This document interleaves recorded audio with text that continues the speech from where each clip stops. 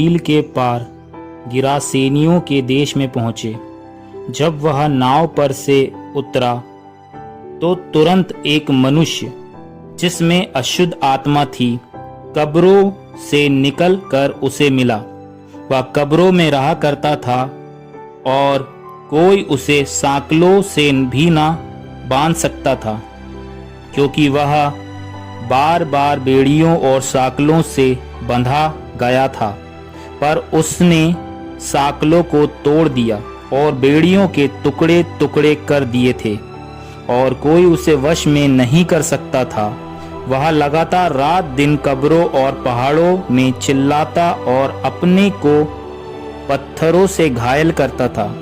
वह यीशु को दूर ही से देखकर दौड़ा, उसे प्रणाम किया और ऊंचे शब्द से चिल्लाकर कहा, हे यीशु, परमप्रधान परमेश्वर के पुत्र, मुझे तुझसे क्या काम? मैं तुझे परमेश्वर की शपथ देता हूं कि मुझे पीड़ा ना दे, क्योंकि उसने उससे कहा था, हे अशुद्ध आत्मा, इस मनुष्य में से निकल आ। उसने उससे पूछा, तेरा क्या नाम है? उसने उससे कहा, मेरा नाम सेना है, क्योंकि हम बहुत हैं।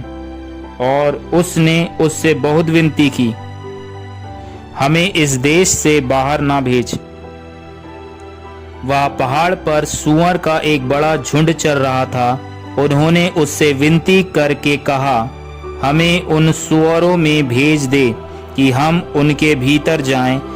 अतः उसने उन्हें आज्ञा दी और अशुद्ध आत्मा निकलकर सूअरों के भीतर बैठ गई और झुंड, जो कोई 2000 का था, कड़ारे पर से झपटकर झील में जा पड़ा और डूब मरा।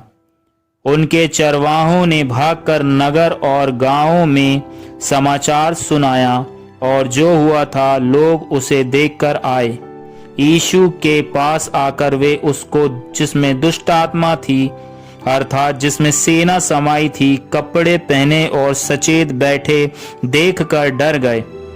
देखने वालों ने उसका, जिसमें दुष्ट आत्मा थी, और सूअरों का पूरा हाल उनको कह सुनाया।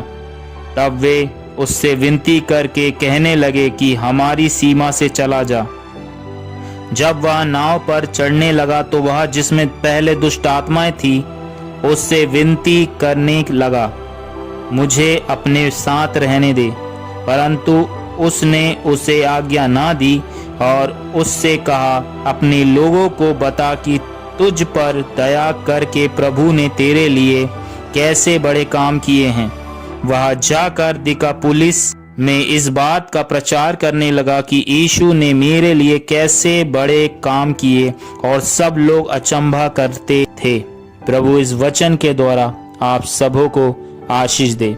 आमीन।